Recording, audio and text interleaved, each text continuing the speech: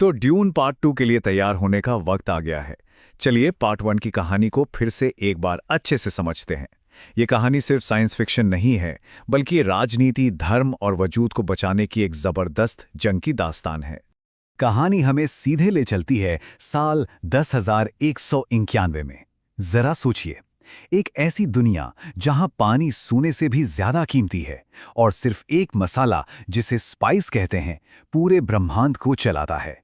ये सिर्फ स्पेसशिप और एलियंस की कहानी नहीं है, ये इंसानी लालच, विश्वास और संघर्ष की कहानी है। ड्यून की दुनिया को समझने के लिए सबसे पहले उस एक चीज को समझना होगा जिसके इर्द गिर्द ये पूरा ब्रह्मांड घूमता है, और वो है स्पाइस। ब्रह्मांड की हर बड़ी ताकत की नज़र बस एक ही ग्रह पर टिकी है, अराकिस, जिसे ड्यून भी कहते हैं। एक ऐसा ग्रह जो बस एक जलता हुआ रेगिस्तान है, पानी का नामो निशान नहीं। लेकिन यहीं मिलती है वो चीज़ जो ब्रह्मांड में सबसे ज्यादा कीमती है। तो आखिर ये स्पाइस इतना जरूरी क्यों है? देखिए, ये कोई मामूली चीज नहीं है। ये इंसानी जिंदगी को बढ़ाता है, दिमाग की ताकत को इतना तेज कर देता है कि इंसान सुपर ह्यूमन बन जाता है।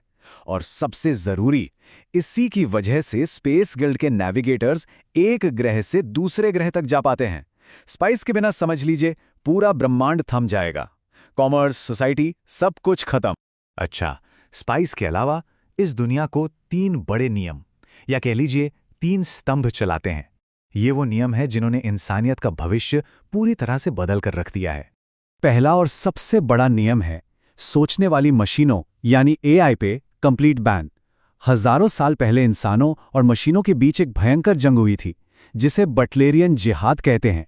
उसी के बाद से ये कानून बन गया कि कोई भी इंसानी दिमाग जैसी मशीन नहीं बनाएगा। तो सवाल उठता है, अगर एआई नहीं है तो फिर इतने मुश्किल हिसाब किताब और प्लानिंग कौन करता है? जवाब है इंसान, मेंटैट, जिन्हें इंसानी कंप्यूटर भी कहा जाता है। इन्हें इस तरह ट्रेन किया जाता है कि इनका दिमाग किसी भी सुपर कंप्यूटर से तेज चलता है। दूसरा स्तंभ है बेने जेरेट। ये सिर्फ औरतों का एक बहुत ही ताकतवर और रहस्यमयी संगठन है। ये लोग सदियों से पर्दे के पीछे रहकर राजनीति की डोर खींच रहे हैं और एक सीक्रेट जेनेटिक ब्रीडिंग प्रोग्राम के जरिए इंसानियत को अपनी मर्जी के मुताबिक ढालने की कोशिश कर रहे हैं। और इनके इस सदियों पुराने प्रोग्राम का एक ही मकसद है, क्विजार्ट्स हेड्राक को बनाना। एक ऐसा सुपर बीइंग, एक ऐसा मसीहा जो भविष्य देख सकता हो और जो समय और स्थान के पार देख सके। तो हमारे पास स्पाइस है, समाज को चलाने वाले 3 नियम हैं, और अब आते हैं सत्ता के असली खिलाड़ी, यानी बड़े बड़े शाही घराने। और यहीं से शुरू होती है असली पॉलिटिक्स और एक बहुत बड़ी साजिश। कहानी के दिल में है 2 दुश्मन घराने।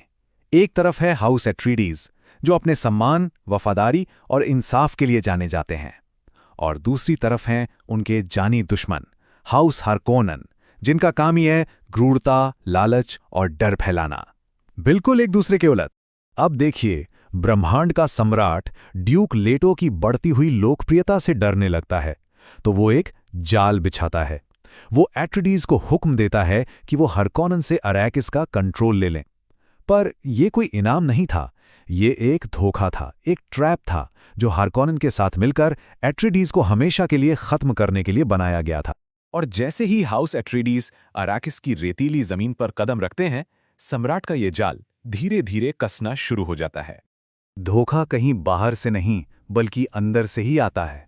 अट्रेडीज के ही एक भरोसेमंद डॉक्टर ने उन्हें धोखा दे दिया, और बस एक रात, सिर्फ एक रात में हार्कोनन और सम्राट की फौजों ने हमला करके पूरे हाउस एट्रेडीज को लगभग खत्म कर दिया। इस पूरी तबाही में बस 2 लोग बच निकलते हैं, ड्यूक लेटो का बेटा पॉल और उसकी माँ लेडी जेसिका। और अब उनके पास अपनी जान बचाने के लिए अराकीज के बेरहम रेगिस्तान में भागने के अलावा कोई चारा नहीं है। और यहीं रेगिस्तान के बीचों बीच जब पॉल का सामना सीधे स्पाइस से होता है, तो उसकी छिपी हुई शक्तियां जाग उठती हैं। उसे भविष्य दिखने लगता है, और वो भविष्य बहुत डरावना है। एक पवित्र युद्ध, एक जिहाद जो उसके नाम पर लड़ा जाएगा और जिसमें अरबों लोग मारे जाएंगे। रेगिस्तान के असली बाशिंदों यानी फ्रेमेन के बीच अपनी जगह बनाने के लिए पॉल को खुद को साबित करना था। उसे उनके एक योद्धा जेमिस से मौत की लड़ाई लड़नी पड़ी, और उस लड़ाई में जिंदगी में पहली बार पॉल ने किसी की जान ली। बस यही वो पल था जहां एक राजकुमार की मासूमियत खत्म हो गई वो लड़का जो पॉल था अब मर चुका था। उसकी जगह एक ऐसे लीडर का जन्म हो रहा था जिसकी किस्मत उसे किसी और ही रास्ते पर ले जाने वाली थी। रेगिस्तान की हर मुश्किल को पार करने और फ्रेमेन का भरोसा जीतने के बाद पॉल को एक चीज साफ साफ समझ आ जाती है कि उसका और उसके परिवार का बदला लेने का रास्ता यहीं से निकलेगा। उसे एहसास होता है कि असली ताकत, असली पावर किसी बाहरी सेना में नहीं बल्कि इसी रेगिस्तान की अपनी शक्ति में है। फ्रेमेन, जिन्हें बाकी दुनिया कमजोर समझती है, वही इस ग्रह के असली राजा हैं और वही उसकी असली ताकत बनेंगे। और यहीं पर ड्यून पार्ट 1 की कहानी हमें छोड़ देती है। पॉल अब फ्रेमेन के साथ हैं, लेकिन उसके सामने सबसे बड़े सवाल खड़े हैं। क्या वो उस भयानक भविष्य को बदल पाएगा जो उसने देखा है? क्या वो सच में वही मसीहा है जिसका फ्रेमेन सदियों से इंतजार कर रहे थे? इन सब सवालों के जवाब हमें मिलेंगे पार्ट 2 में।